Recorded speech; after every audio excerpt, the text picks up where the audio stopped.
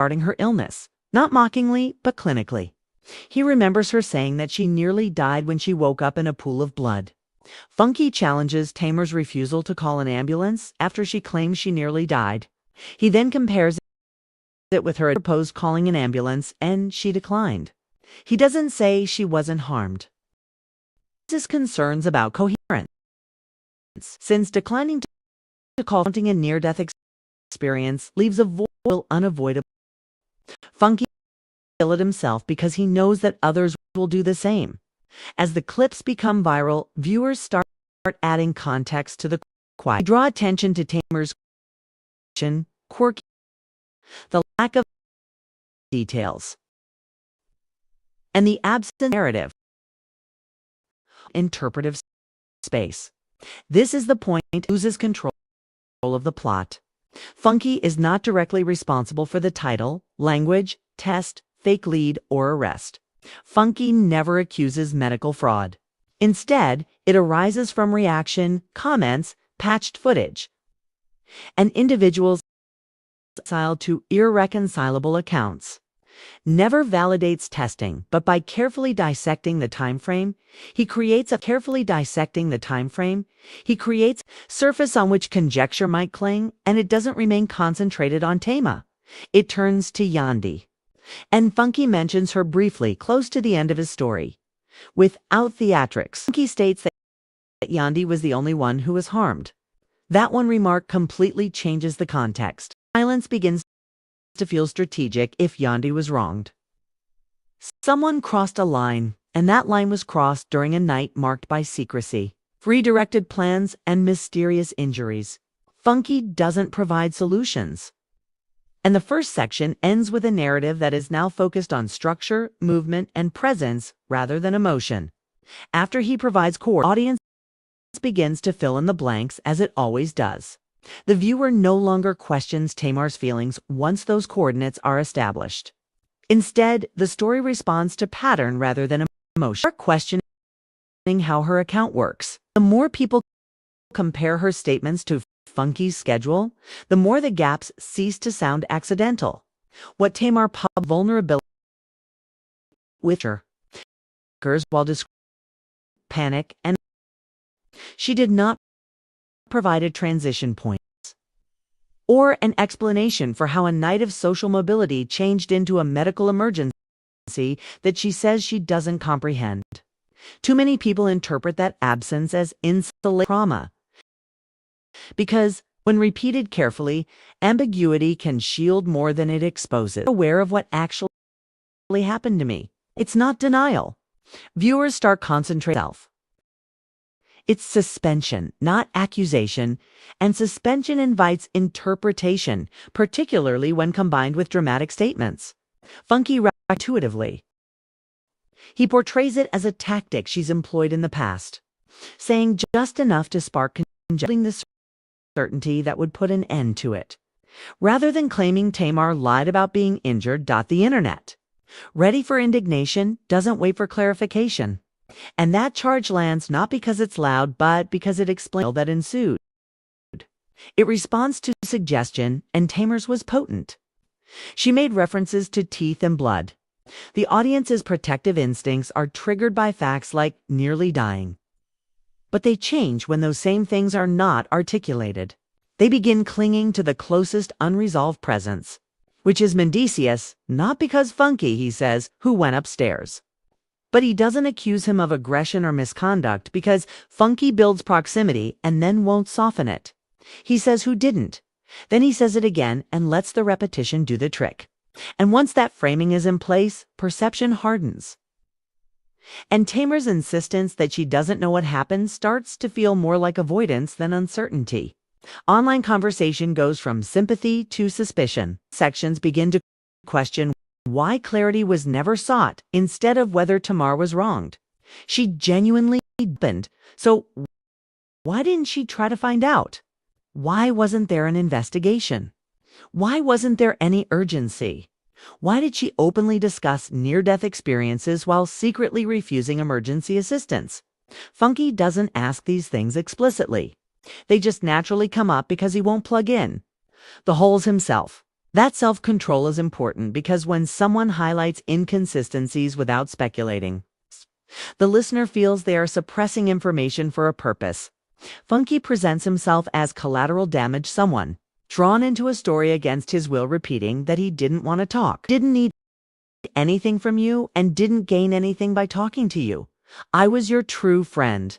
And I'm still talking about how the backlash fell on him while others were shielded. This narrative appeals to viewers who feel duped.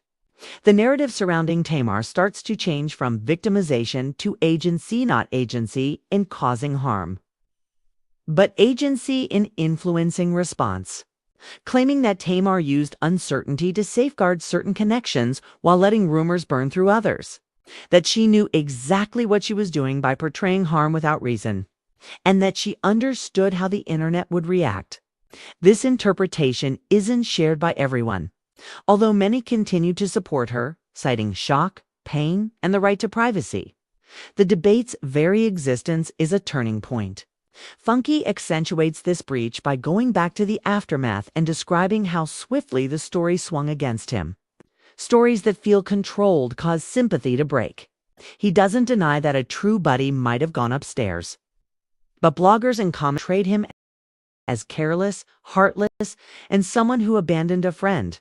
After accepting that criticism, he refutes it by stating that Tamar was. This is where the reasoning changes once more.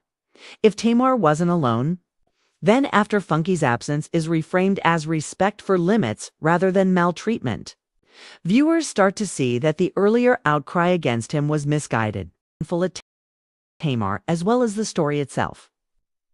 When they begin to wonder if they were led to fury without knowing the entire background, at this point, the narrative shifts from what transpired that evening to what transpired later on, that is, how a version of events was let to spread uncontrolled, about how some things were highlighted while others were obscured, about how some people suffered public harm while others stayed silent, about how silence becomes the main theme. Tamar doesn't explain. Mendeecees doesn't speak in public.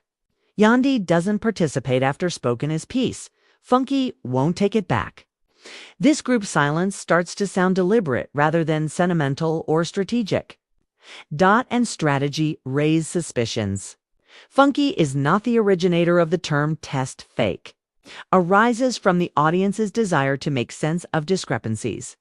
If no emergency response was sought, if months went by with no answers, or if the story remained unresolved, then it's possible that the narrative was overstated or misrepresented, or manipulated. Those are viewer assumptions, not Funky's assertions, but they endure because no one challenges them. Viewers start analyzing Funky's tone as these theories spread, drawing a different kind of attention to the story, one that is analytical rather than. They observe how composed he is when talking about practicalities and how passionate he becomes when talking about betrayal. And they interpret that change as sincerity, not because emotion equals truth, but because consistency does. They contrast it with Tamar's presentation is a combination of factual absence and emotional vulnerability. His name starts to appear more frequently here. And Funky's insistence that she was the only one harmed reframes the event so that the imbalance becomes the narrative. It implies that whatever happened had relations that went beyond the body and that betrayed, shifting the entire scenario from injury to betrayal.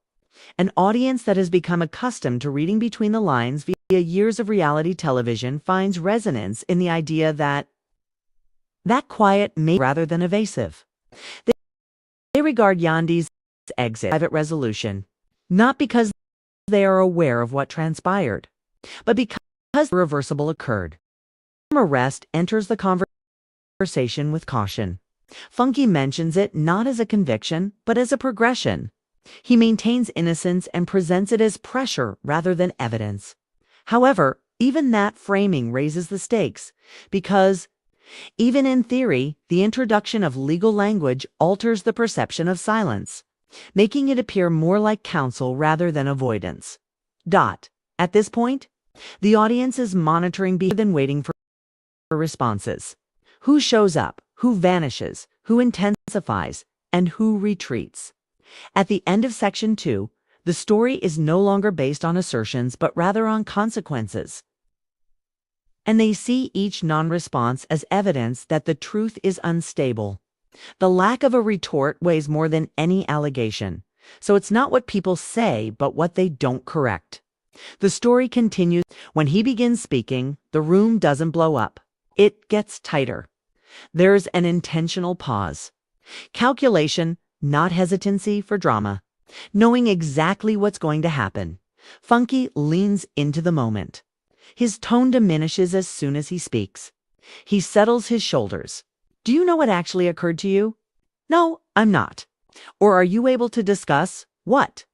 I don't know what actually happened, but I can talk about it. And before anyone can stop, he acknowledges something most commentators never do. Uncertainty. Funky said he's still not sure how to react to Tamar. It doesn't sound like gossip after that one admission, which establishes the tone.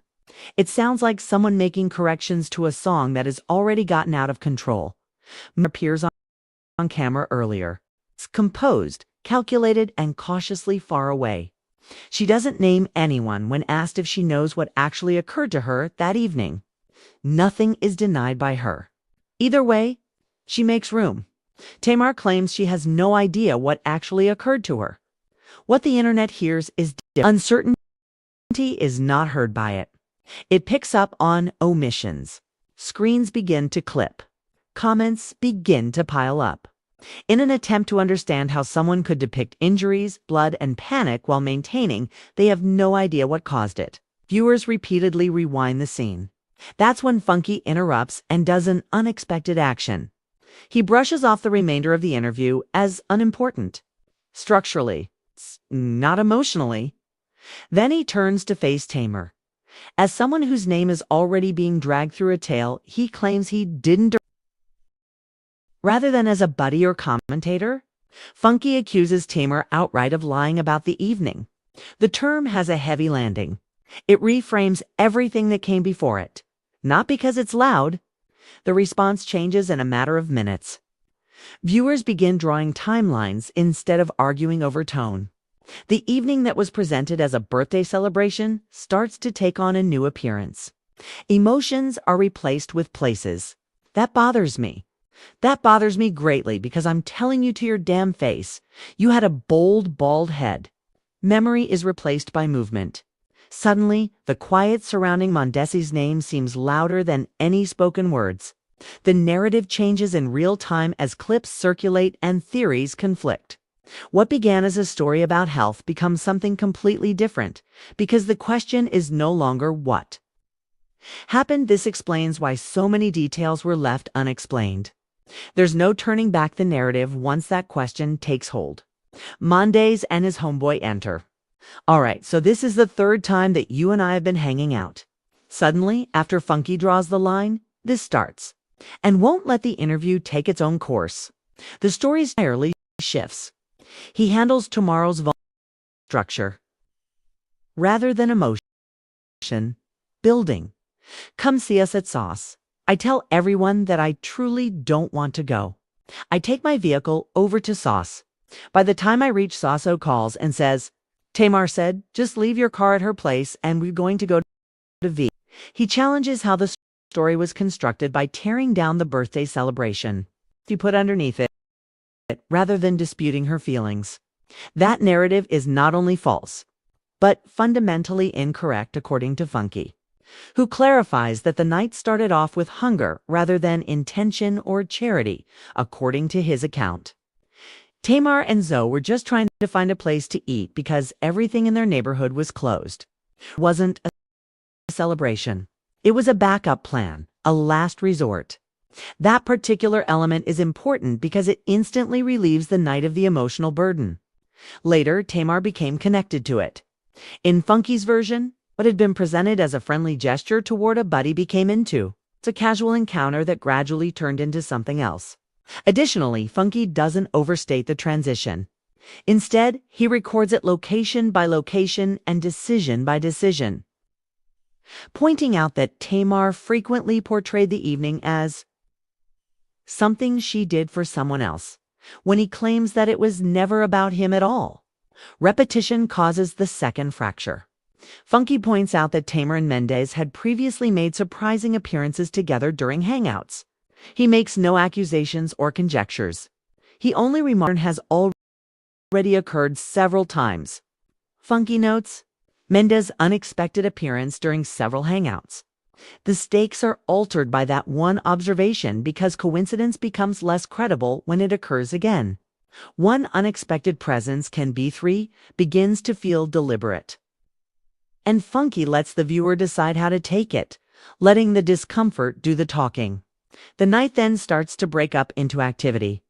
Funky claims he was exhausted and on the verge of passing away. I didn't play it in this interview, but you indicated in this interview with L'Oreal that you died when you woke up in a pool of blood at the time you went online. That they stated, we need to call the ambulance while you were at home with David or someone else. Plans changed despite the fact that he was exhausted and wanted to return home. First to Saw and Buckhead, then to V12. Every reroute presents a different option and an additional instance in which Funky expresses his. He talks about driving independently, resisting the plan, and then being forced to completely ditch his car. Funky talks about being ordered to get out of his car and walk somewhere alone, which sounds insignificant. Someone was guiding the night's course, someone was making sure they were close, and it seemed dominating. Tamar's subsequent assertion of uncertainty starts to seem less natural the more Funky describes those decisions. What Funky highlights next isn't scandal, it's discomfort. He describes how he frequently sees Tamar at eateries during a music video shoot, sitting near and making physical contact. That he was never at ease with their relationship not because of rumors, but because we returned to her home and I assumed they wanted to be up there. Alone after she and Mendeecees had finished. Kissing in the back of that fucking car, I didn't go upstairs when we were left off at Tamar's house because you were sitting on his lap in that goddamn Uber and you two were kissing. Instead, I got in my stupid car and drove home. All right, based on what he saw firsthand, he is cautious and doesn't claim that anything unlawful occurred. And since they were the ones who went upstairs with you, what happened to your damn teeth is Mendeecees and his best friends. He doesn't say anything conclusive, only that boundaries were enough blurred for him to feel uncomfortable. When the night comes to an end and Funky explains why he didn't go upstairs with Tamar, that discomfort becomes crucial. The story takes a dramatic turn at that point. Until then, the public's response had characterized his absence as desertion. With commenters asking why he abandoned a buddy, Funky reframes everything by saying that he didn't go upstairs because Tamar and Mendeecees were kissing in the car, implying that he didn't protect her, which is why he went home. Funky's view that they want privacy and that his presence was superfluous, even invasive, is significant because it clearly contradicts the subsequent depiction of Tamar as solitary, and Funky adds, "It's giving. She wasn't alone. Not socially, not emotionally,